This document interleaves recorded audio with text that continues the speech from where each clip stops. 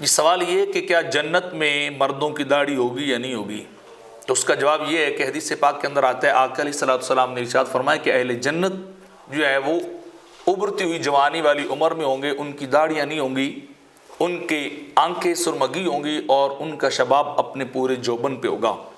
تو اس سے پتہ چلتا ہے کہ اہل جنت کی داڑھیاں جو ہے وہ نہیں ہوں گی اور وہ بغیر داڑھیوں کے ہوں گے۔ لیکن اس کے مقابلے بعض روایات کے اندر ہے کہ حضرت موسیٰ علیہ السلام اور حضرت آدم علیہ السلام ان کی داڑھی ہوں گی۔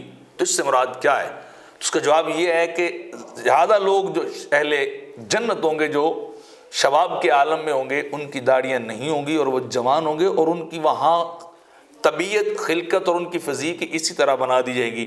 اصل میں سوال یہ پوچھا کہ کیا وہاں بھی وہ داڑھی مونڈنے کا داڑھی صاف کرنے کا سامان ہمیں مل جائے گا؟ اس لیے یہ سوال پوچھا گیا ہے۔ تو اس کا جواب یہ ہے کہ وہاں فزیک اس طرح کی بنا دی جائے گی، اللہ معاملات اس طرح کر دے گا کہ وہاں اہل جنت کا حسن و جمال ہمیشہ باقی رہے گا، ان کی انوسنسی باقی رہے گی اور وہ کبھی بوڑھے نہیں ہوں گے، اور ان کا شباب جو ہے وہ کبھی زائل نہیں ہوگا۔